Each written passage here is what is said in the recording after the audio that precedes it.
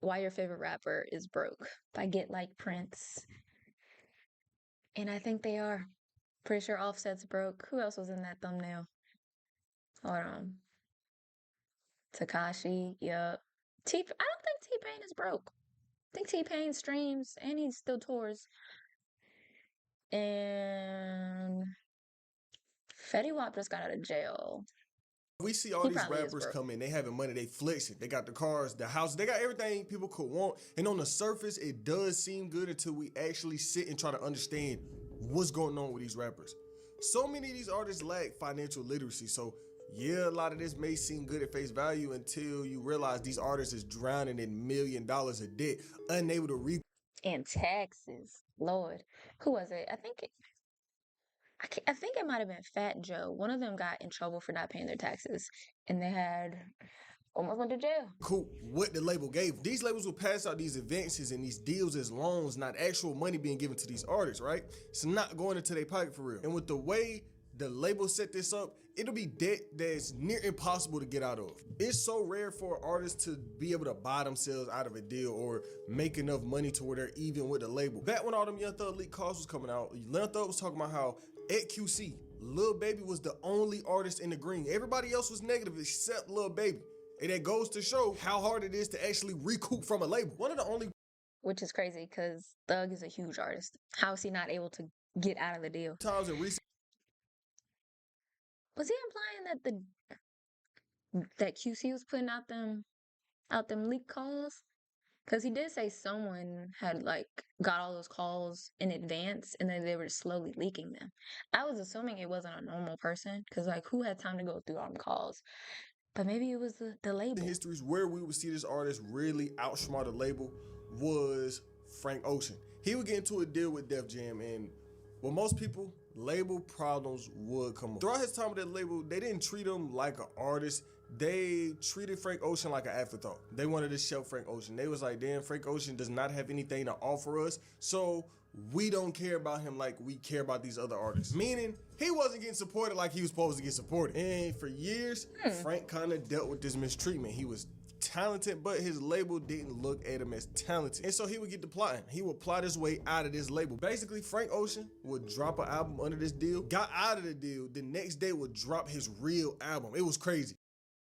Billboard right there, seemingly pulling a fast one on one of the biggest music companies in the world. Billboard reported that Def Jam had spent as much as $2 million on recording costs for Frank Ocean's album, perhaps throwing advance via his new deal with Apple, and then would pay that amount back to Def Jam, absolving him of any recoupable claims from Def Jam/UMG, and essentially buying Frank Ocean his own records back. Frank Ocean would drop this album Endless, fulfilling his deal and serving his contractual ties to the major label. But 24 hours later, would release another full-length, fully realized album outside the label. So Frank Ocean was signed to this label. He didn't like his label. Oh, that's smart. So he released a fake album that was trash.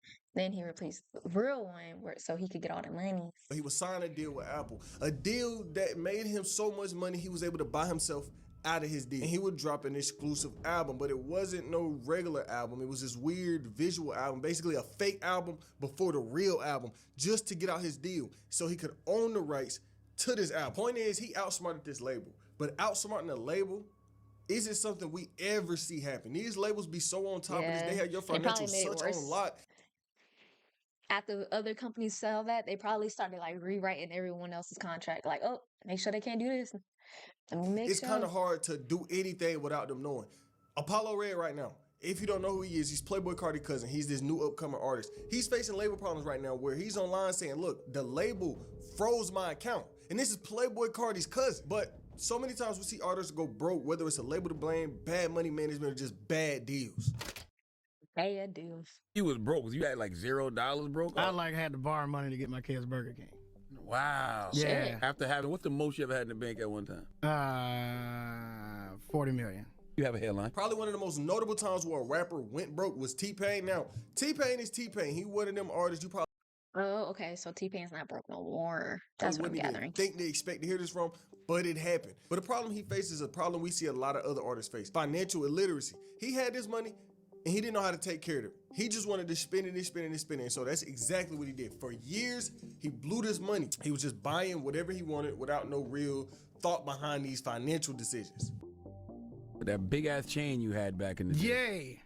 So that was you regret that purchase. Oh, for How sure. much you pay for it? I'm a For sure. Cash. I said how much? Oh, Not 400, how. 400. 400,000? Yeah. I always thought it was fake. I thought it was Until fake you too. said I that ain't on gonna the lie. I was like, nobody, you know why I always thought it was fake? Because I was like, nobody would really buy that. It should have been. I was I thinking the same wanted it thing. to I was be. like, But I needed things to be mine. I needed people to know that there was my, even if they didn't know, because everybody thought it was fake. Yeah. But in my mind, I knew it was real. I knew that none of my cars were leased, so I bought all my cars straight up. Like, no, I don't do no payments, just so I can know in my mind that all these things belong to me and they real. It's not a rental car. But nobody knows. Nobody cares. Right. No. I could have rented a car for 3 days, put it online, and people would have thought that was my. And you'd have owned it, and it still said you didn't own Absolutely. So what happened to that chain? 400,000 cash. I melted that down. You melted it down? Yeah. Oh, good. So T-Pain made it clear that his problem was Okay. At least T-Pain seemed like he learned his lesson. Oh, I don't know. I don't know what he's doing nowadays. I know he was on tour, so maybe he's pressed for money still. Or he just likes touring. I'm gonna hope it's that one. his ego, how people perceived him. Instead of him just letting it be an act for the media or letting people come up with whatever they thought about him and letting it be, he wanted it to be real. He wanted to be authentic. So he spent every dollar he had in his pocket just so he could be authentic. Now I'm all Which is crazy because even a lot of people that make a lot of money do be wearing fake stuff. Like I think it was Ocho Cinco. He was saying all his stuff is fake, all the jewelry. It's like, oh, but you would assume it's real just because like you know he has money. It can be for fake. being authentic when it isn't stupid. This was dumb authenticity. He wanted to be so real that he ruined his life for it. He lost millions, generational money. T-Pain blew 40 million. He lost that much during his spending addiction period. But T-Pain and money wasn't the only problem there. He had been in a horrible deal since the start of his career. Look, T-Pain blew up, he a teenager. He blew up in the 2000s. He didn't have the same access to information a lot of us do right now. So That's a good he point. came into this with no money management skill, no understanding of how the industry worked, and then a bad deal on top of everything. They threw a 1585 deal at T-Pain, meaning he kept 15% of his earnings and the label kept 85. Do you know how bad that is? That might be one of the worst deals I've ever heard in my life. And look, I done heard about a lot. What's the common splits? Like that sounds terrible to me. But like, what's the normal split?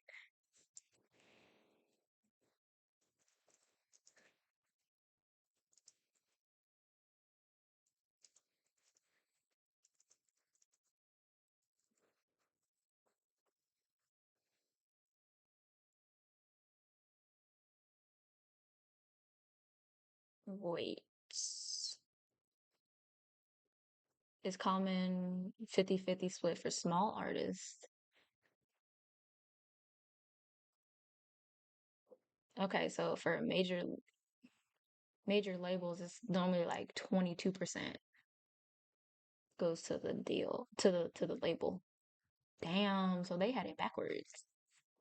A lot of niggas having bad deals, but 1585, you keeping 15% of the money that you make. Keep in mind, this label is making money off of you, and you only keeping 15%. That's some of the craziest shit I ever heard.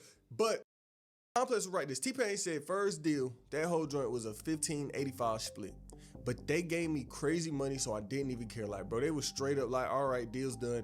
Here you go. T-Pain was asked if he'd ever gotten a royalty check, which he confirmed, oh yeah, I still get a lot of royalties, but I'm never gonna get royalty checks. I had to go look at my deal and I was like, oh, I'm about to get paid. And they was like, no, you not. And I was like, there's no way. But it was a way because his signature was on that paper. Complex would also write, T-Pain acknowledged that he was pressured by his circle to take the money due to it being a huge advance at 40 million. But soon the amount went to complete zero, 40 M's to negative. You know, everybody asks me, why are you so transparent? Why are you so vulnerable and shit like that? And I'm just like, if I would have had the information beforehand, I would have done better in my career. I would have been bigger. I would have gone broke. I would have never done anything. But everybody before me that I had to look up to, they were just like, no, this is great. Once you start rapping, It's gonna be just money all the time. Just nothing's ever gonna happen bad. Nothing bad's ever gonna happen. Your family's not gonna come after you. Nothing's gonna happen. It's just rap, and it's just Did his family come after him? Why you say that? girls in swimming pools after this. After I went through that whole episode, if I found out, if I would have known that other artists have gone through this, people I look up to, if they would have just said that, look, it's not all great. It's not gonna be fine this whole time.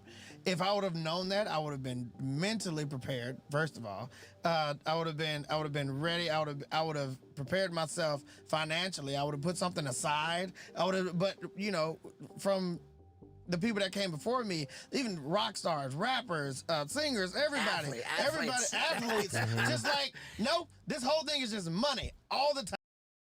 When did artists start being honest about how terrible these labels were? Because as far back as I can remember, they've been saying they were bad. Everyone would be like, "Oh, we in a 360. You in this terrible deal, trying to get out. I'm broke." Maybe they just started that in like the 2010s. You're good at something, it's just gonna be money always. Nobody's ever been like, so this goes away after a while. And that T-Pain combo about having his money and going away after a while is the exact rabbit hole that Fetty Wap went down. Remember, Fetty Wap blew up. He was the hottest thing out. He had hits all the time. He had songs in front of people. He was that nigga for a period of time. Then he went back to Daryl for selling drugs. Goodness. He was getting a Drake cosign and everything. At that time, Fetty was cooking. He was doing his career justice. I remember like yesterday, I took out $100,000, and when I landed out there, because we was doing my daughter's birthday that weekend, I think, and I went to the bank again, and that was like hold, and I'm like, what the fuck, like, what do that mean? Like, so you try to take money out and they're like, oh no, there's a hold on it. Yeah, and then I went to call to my other account, like, yo, can you send me this? He's like, yo, bro, I gotta talk to you, and I'm like, what you talking about? And yeah, so I think for 6 months, I was broke, bro. Damn, they had your whole like account on freeze. Yeah. It wasn't like no Texas shit or nothing like that.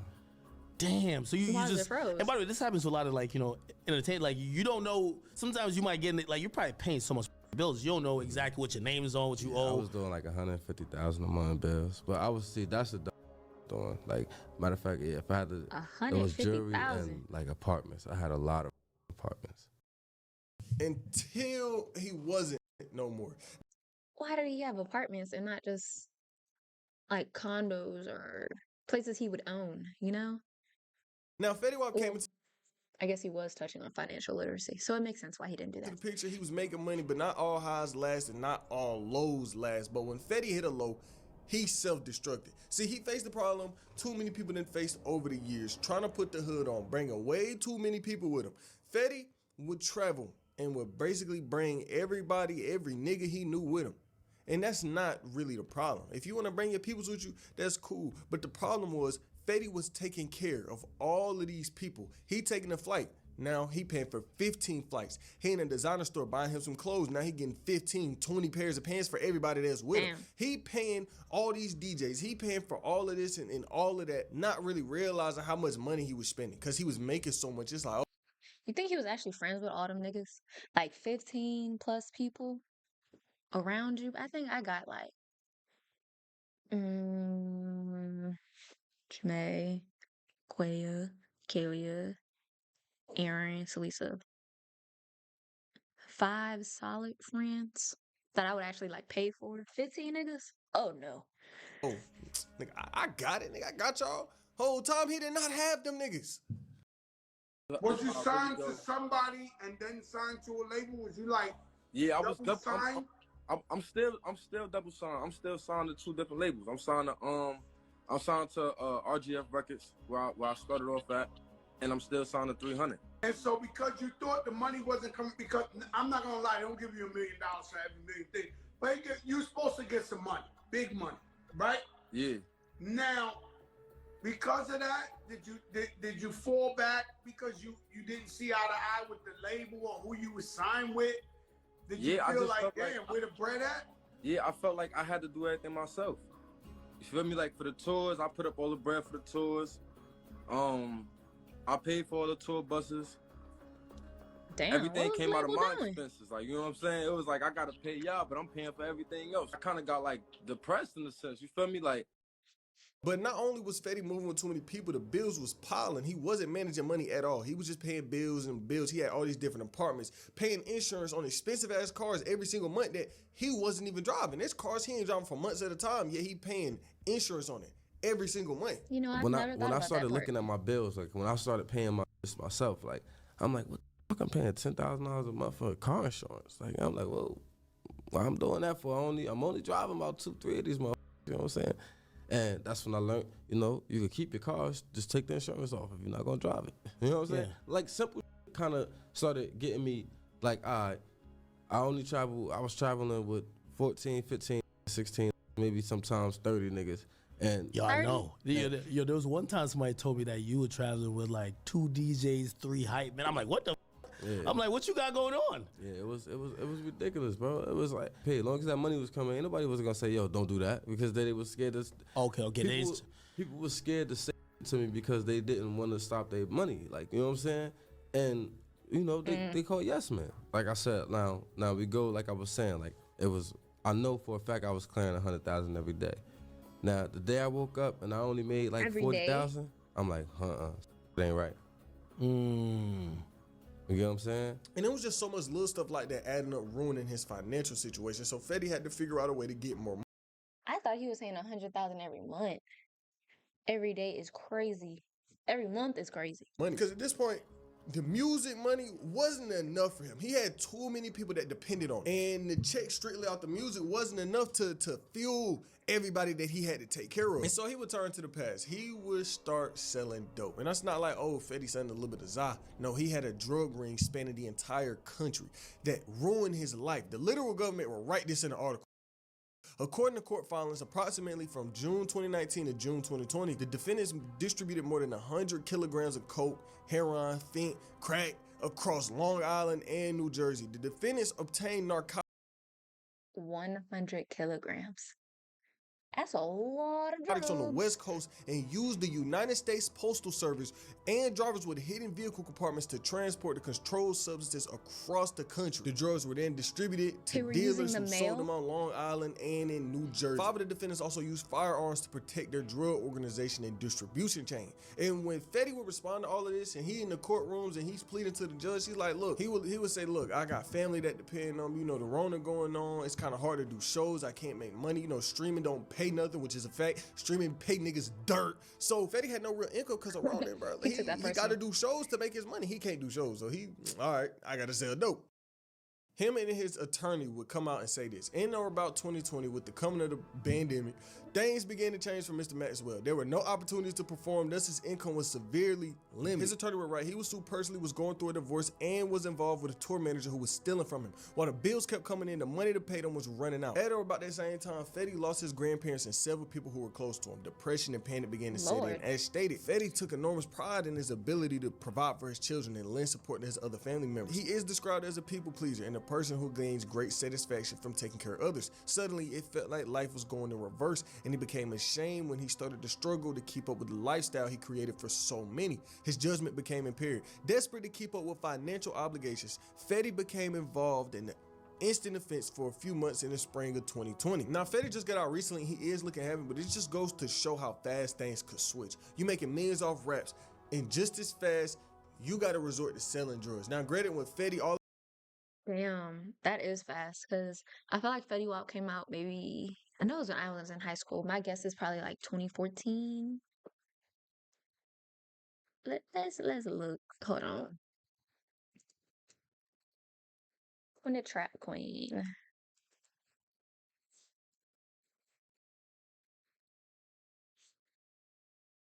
Okay, yeah, I was right. 2014. So then, damn, just 5 years he started selling drugs?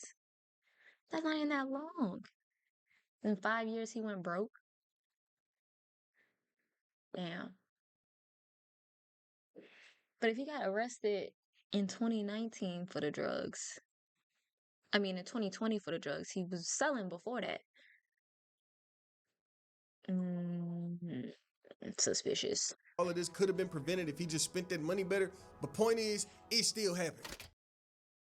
Now, real similar to Fetty, 6ix9ine went down the route. He was facing money problems, and y'all know the 6ix9ine story. He blew up. He was causing problems. He was beefing with the industry. He became the internet's #1 enemy, and with time, he also became the IRS's #1 enemy. Yeah, he made all this money. Yeah, he this huge sound artist, yet like we done seen with many other problems, he's facing problems with the IRS specifically. They came after 6ix9ine so bad that he basically lost everything. He was in debt and problems piling up so high it was near impossible for him to escape from. He was in so many legal problems. He owed the government $10 million at one point. For years, it loomed over his head that the IRS wanted their money, but he wasn't paying it until one day the government came and got their money. But why? Why did he even owe the government $10 million to begin with? 6ix9ine is reckless, we all know this. And we also know 6ix9ine a rat. Sometimes in real life, people will call him that. And this is what happened one day. 6ix9ine was at the club, a dude in there called him a rat. 6ix9ine didn't like this. He was like, all right, I'm a rat, so we gonna fight about it. So he in the club, he crashed and he gets a bottle, he tries to throw it at the dude who called him a rat. But this is where he messes up. He misses the bottle. Instead of hitting the person that was talking trash to him, he hits one of the dancers at the club. He busted her head open. And so she was like, oh, 6ix9ine threw this bottle at me, I'm gonna take him to court. And when she got to court, that judge said, 6ix9ine, you gotta pay up $10 million. XXL were right. As previously reported, the judge signed off on a judgment ordering 6ix9ine to pay the victim $9.8 million for injuries she suffered from the alleged actions of the Brooklyn rapper. In February 2021, an exotic dancer at this club in Miami filed a lawsuit against 6ix9ine. She alleges he struck her with a champagne bottle, causing serious head injury. It's alleged that he threw the bottle after somebody called him a rat in the crowd. So Stuff like that is dumb to me. Like, you know if you have aim before you do shit like that. He knew the odds of missing. she got hit by this bottle. Now he gotta pay $10 million. So his emotions caused him to let the IRS come and take everything he owned, because he owed them people for a while. He owed that money. He wasn't paying, so they came, they took cars, they took jewelry, they took plaques, they took everything you could think of out of that man's home and put it up for auction. At a time, you could go on the website, the IRS website, and buy everything that was in 6ix9ine house. Even fake jewelry, $25, $30 pieces of jewelry, they were selling so they could get their money. It was a rough time for 6ix9ine, and right now he's back in jail for 3 months right now, but he is back in jail after the IRS problems, after everything that done happened. You see where he ended up. What do you do now? But at the end of the day, I feel like the #1 problem with an artist is their label, because a lot of these artists will sign a deal and not really understand the actual deal that they're signing. They think, oh, this is a check, but it's never just a check. It's always a loan disguised as a check. It's always a loan that's near impossible to pay back, disguised as a check. So now you have to fulfill your contract obligations. It's no, oh, I can buy myself out of this deal right now. No, it's I'm gonna have to be under this deal for 5 years until I drop enough albums to get off this deal, or until I do whatever the label tell me that I gotta do. And so many of these artists, like you done heard throughout this video, aren't educated on that, especially in the past. These people come into the game not understanding record deals, not understanding how the industry works, so they're broke. They broke as hell. They in the trenches. And the label come and they put a check in front of them, and they're like, oh my God, I gotta take this because I'm broke. But labels will often take advantage of these artists. They don't know, they don't have that knowledge, so they will purposely put a bad deal in front of them.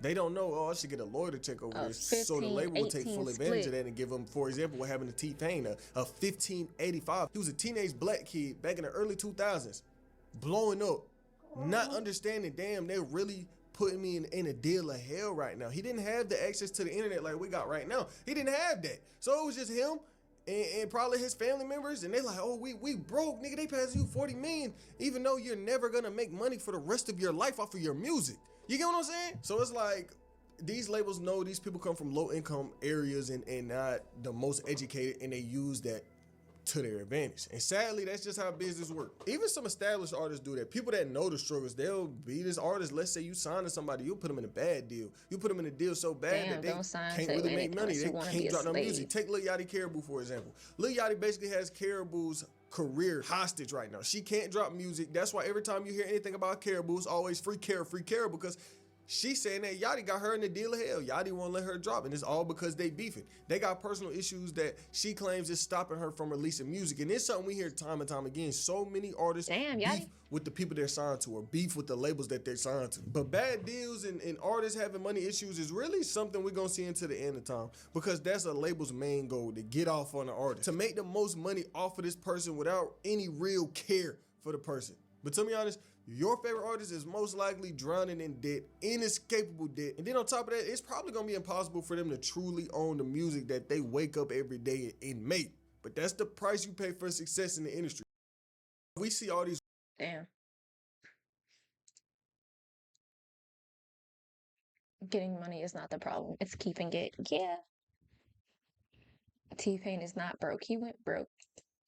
I agree, but he still did go broke.